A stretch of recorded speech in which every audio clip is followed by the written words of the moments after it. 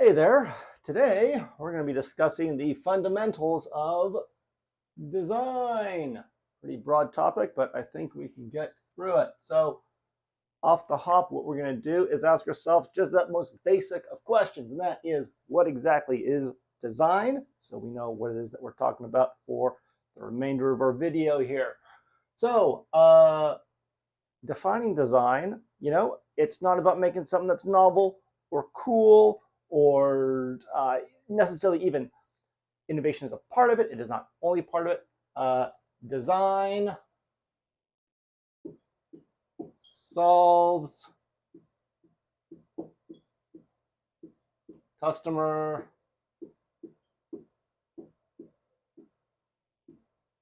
problems. That really is what the fundamental of design is. A well-designed object or item or game or system solves a customer problem. A good or well-designed inventory system just makes handling the player's inventory that much better, solves it that much more effectively. So digging into this a little bit more, well, now that we know what design does, how can we tell if a design's actually doing its job? Well, first thing that's most important with design is any good design is, one,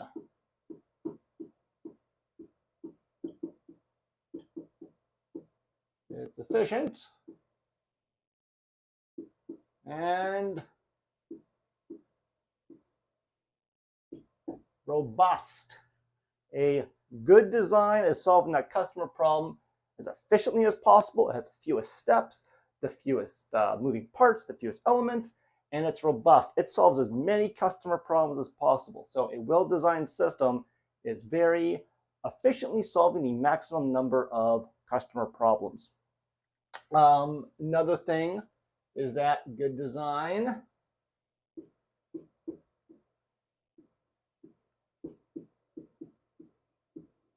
takes into account emotion.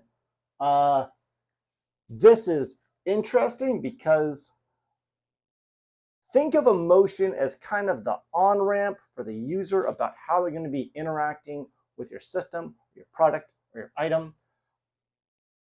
The emotion that's communicated by the design gives the user or the player or the customer just a bit of a hint about how they should be interacting with this thing.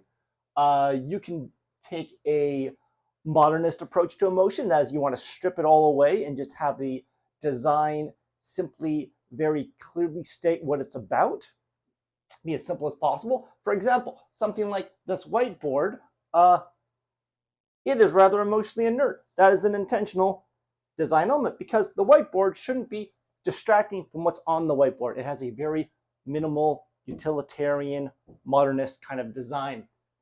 On the other hand, if you are designing, let's go back to that inventory system for a grand European style medieval RPG, you probably wouldn't want something minimal and modernist for that. You'd probably want something a little ornate that helps to sell the aesthetic and the style and get players in that mindset. So there is an emotional element to design.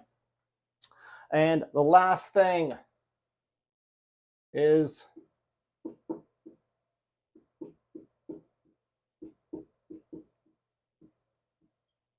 good design can work within limitations. As I often like to tell people, anyone can make something awesome with infinite resources. It is making something awesome when you don't have quite the resources you wish you had. That's the real test of your skill as a designer. This is just the thing, is limitations are what really reinforce this. And if you're focused on this, you can work within your limitations and you're fundamentally making a good design because it is efficient and robust. Efficient, robust, it's efficient. It's generally able to work within limitations pretty well. So good design, it has to be efficient and robust. It has an emotional component and it is able to work within limitations.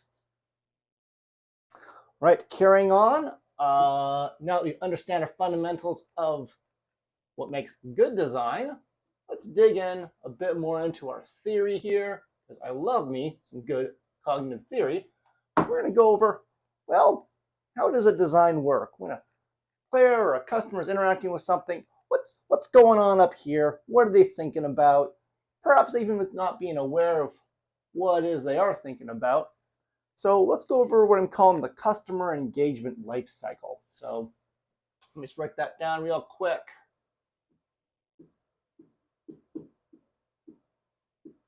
Customer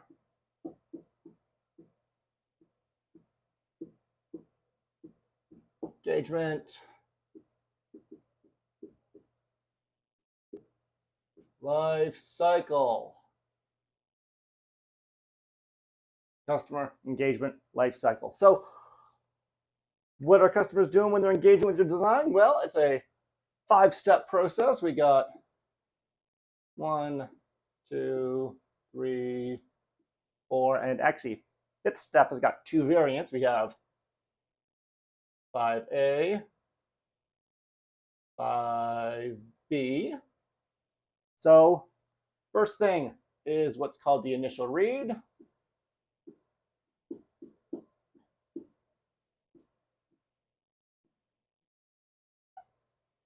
This is first time customers interacting with the thing. They're like, well, what does this do? How am I supposed to interact with it? Second step is exploration.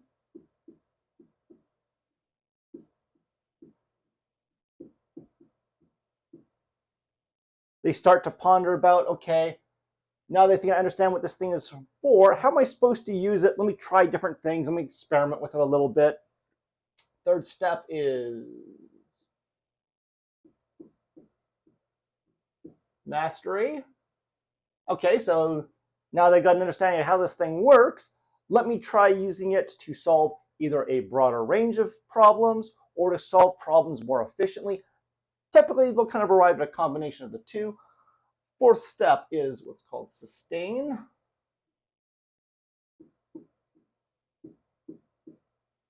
This is where using the item has now become habitual and their usage has been sustained. They're just using this day to day, not even really thinking about it. It just becomes part of their day-to-day rituals.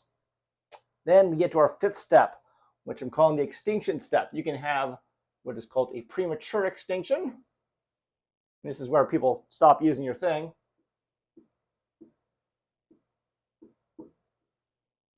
Oh, that is not a U at all. That is an A. Whoops. There we go. Premature.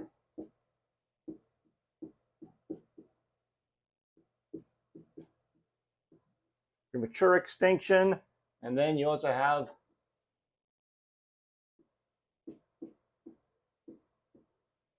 natural.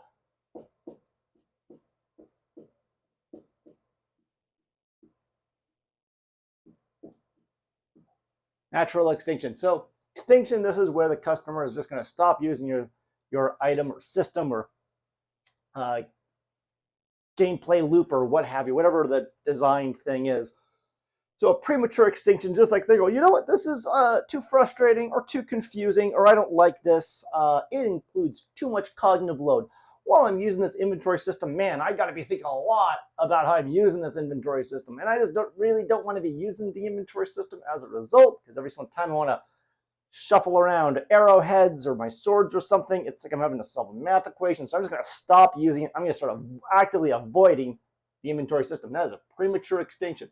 This sucks because once people go through premature extinction, once they have decided that your system is too frustrating to use, it is very difficult to get them to go back to it because they've already made up their mind like, nope, it is no good.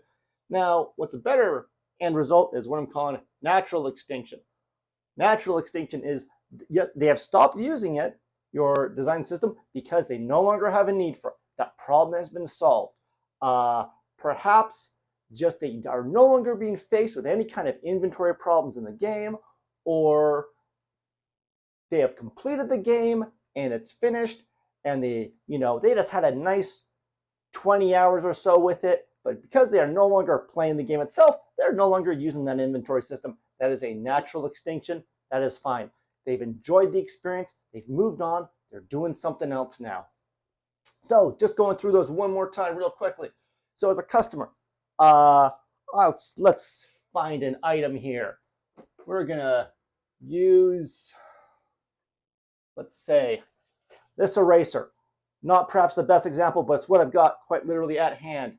Got an initial read. I'll be like, what is this thing? Well, it's a square. It is light. It's got something fuzzy on it. It looks like I'm supposed to rub this against something. Perhaps this is something I'll use for erasing something. I wonder, let me try that out. Well, how is this going to work? Can I use it like this? Oh, that's not working very well. But you know what? There's this very clear fuzzy surface there. Maybe that's something special. Let me try erasing with that. Well, by Jove, that seems to do the trick. It looks like using this to erase is what I do. I've done a pretty good exploration there. Now getting into mastery, well, like, I'm gonna push really hard and try to erase, and that takes a lot of effort. But maybe I can do that a little lighter. Maybe I don't have to. Maybe I don't have to press really hard. Well, that's too light. Let me push a little harder. Okay, there's a certain level of force I got to be applying. Not too much, not too little. But if I hit just right, I can erase really quickly. And those are the elements of how I'm going to be erasing with this eraser. Then it gets to a state. I've got things to erase, and I am just naturally grabbing for my eraser. I'm just talking with you as I'm erasing stuff. This is great. I don't have to think about it anymore. I'm enjoying using this eraser. You know what? I don't have anything else to erase. I'm done. I'm putting that away. I'm going to stop using it. I just went through natural extinction because I got nothing else to erase, buddy. Those are our 5 steps. Also, one thing I wanted to say about the 2 extinction steps, the user can enter those extinction steps from any of these steps. You can go to your initial read, you can look at it and say, I don't know what that is, but it looks confusing and frustrating. I don't even want to touch it. So you can just go bounce from initial read to premature extinction. Or I know what that is, I just don't have a use for it, which is just your natural extinction. And you can hit an extinction state at any one of these 4 use steps. All right. Last thing I want to go into, picking up our eraser again, which we've learned to use super well now. Look at that, super easy. Done and done. Last thing is we're going to talk about innovation. I know everyone always wants their designs to be super innovative.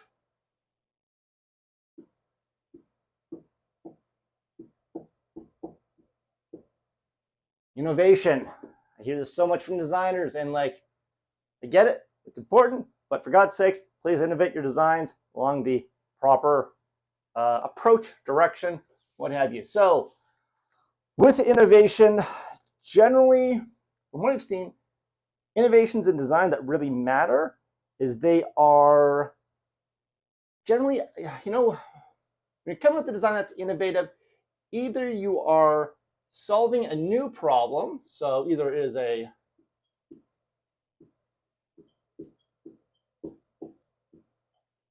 solving a new problem, or you're taking a previous design solution and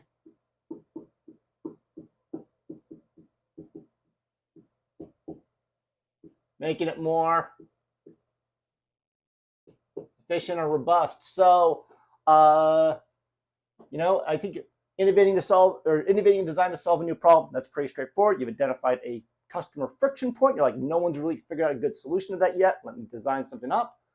Or if you're refining something to innovate on it, you're either wanting to make it more efficient or robust. So, for example, with our eraser, how can we make this more efficient? I could make it possibly lighter. This thing really only weighs a couple of grams, so maybe that's not it.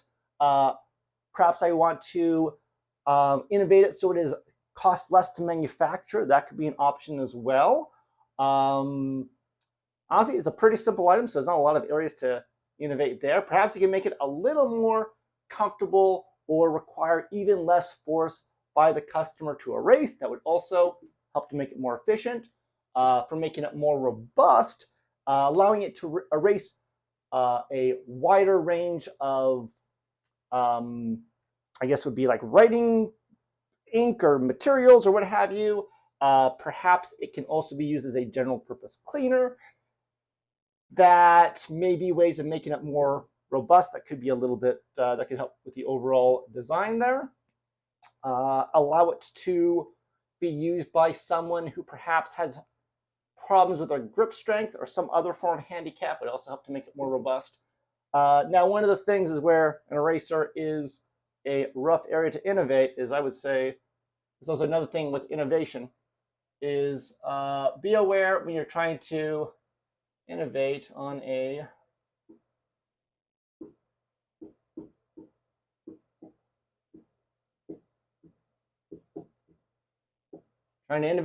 mature design. So really good example of this, the interior of a car is a mature design. It is something that has kind of already been agreed on and decided on. There have been thousands and thousands of variants of car interiors and revisions made to them. We generally understand you've got your steering wheel, you've got your pedals, you have your shifter, you have your AC, your climate control, your entertainment system, all that kind of stuff. Turn signals are stalks on the steering wheel stem. The interior of a car is a mature design. It's really hard to overall innovate with that at a broad level to create a totally new, wild way of driving a car that would be more efficient or would be a better solution than the one that's already been arrived at. That is a mature design. It is very difficult to innovate on. Actually, interesting example of this is design for smartphones. The reason why smartphones are becoming so similar and all kind of converging is because just the design's maturing. Everyone's kind of arrived at peak smartphone, and as that happens, those changes get less and less and less. So those are the elements of innovation with design. Generally, when you're innovating your design, you are either solving a new problem, taking an existing solution, making it more efficient and robust. And also just be aware, if you're trying to innovate on a mature design, something that's been around for a while, that is going to be a tough space to innovate in because those design solutions are kind of already determined and a lot of that hard work's already been figured out. I think that's about it. Those are the areas for innovation with design. And that actually covers all the stuff I want to go over for this talk. So, to go to the basics, you got design's efficient and robust, has an emotional component. It's about working within limitations. When people are engaging with design, they have a 5-step process they go through, which is an initial read, then they go through exploration, they go through mastery, then they go through a sustained period where they just get used to using it and habituated. After that, they're going to stop using the design. That'll either be a premature extinction, this thing's too frustrating or confusing, or the cognitive load is too much, or they'll go through a natural extinction, which is just the problem I needed this to solve has already been solved, so don't really need it anymore. And then if you're innovating, I kind of already went over that, but innovate a new problem, make it more efficient or robust. And if the design's already mature, that may not be a good area for innovation.